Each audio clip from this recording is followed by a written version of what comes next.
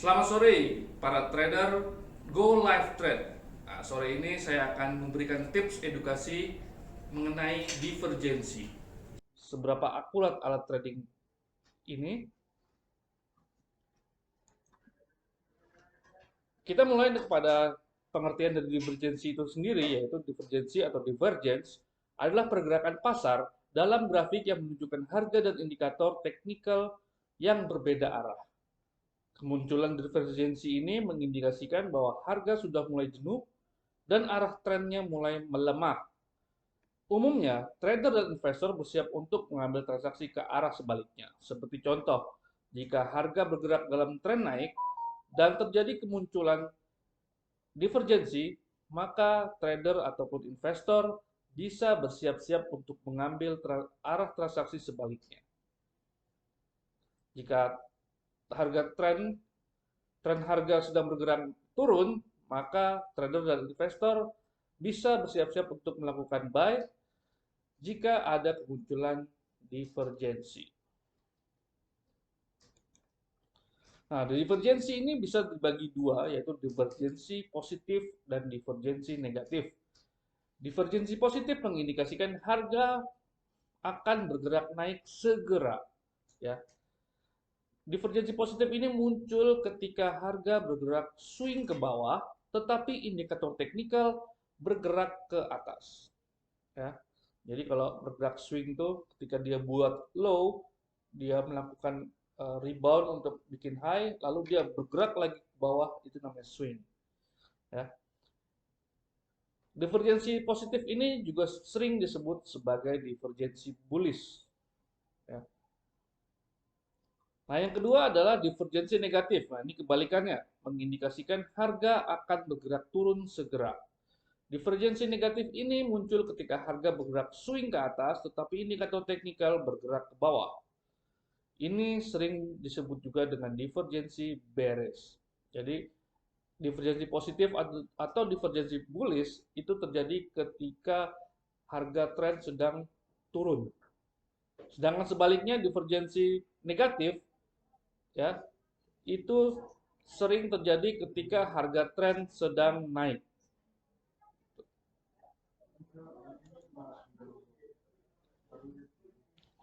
Identifikasi, bagaimana kita cara mengidentifikasikan divergensi? Yang pertama adalah indikator teknikal. Tipe indikator teknikal yang kita gunakan adalah biasanya osilator untuk mengidentifikasi divergensi. Nah, tipe indikator osilator itu contohnya adalah RSI, stokastik, MACD, dan masih banyak yang lainnya.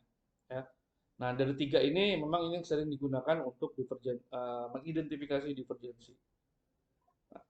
Lalu yang kedua adalah perhatikan pergerakan swing harganya ketika terjadi tren. Ya, apa trennya sedang turun, apakah dia swing naik atau swing turunnya itu membuat low baru atau tidak. Ya.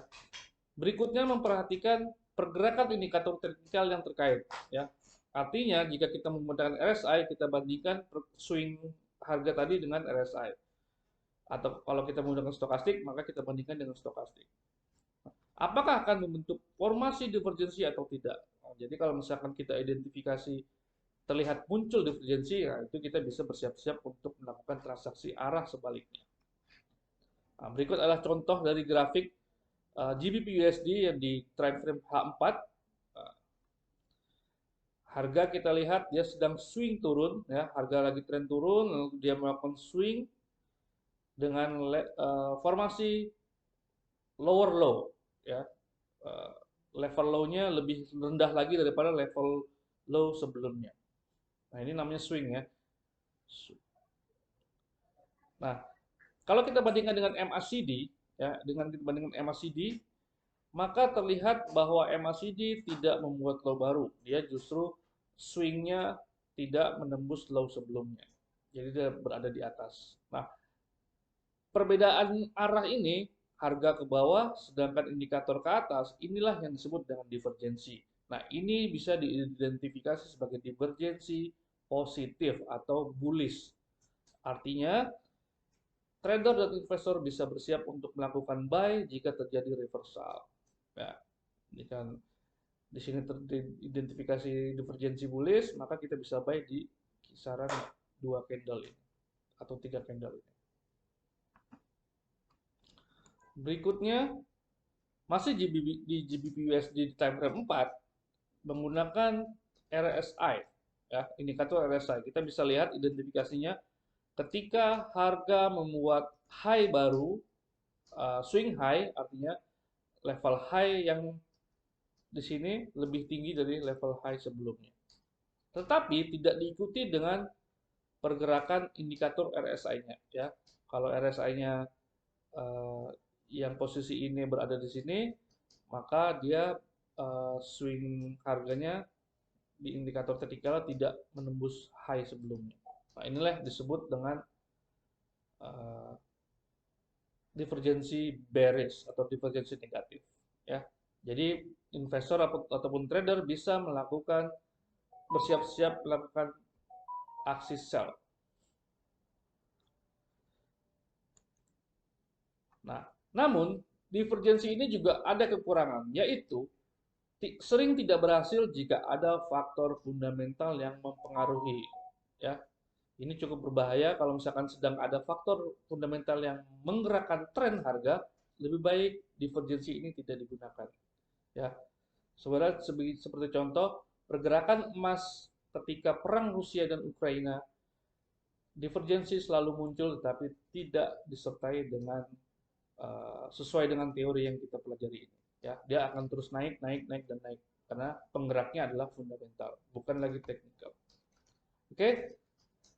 Terima kasih para trader Go Live Trade yang sudah menonton video ini, ya. Jangan lupa subscribe, like, dan komen, dan perhatikan tips edukasi dari kami selanjutnya. Bye.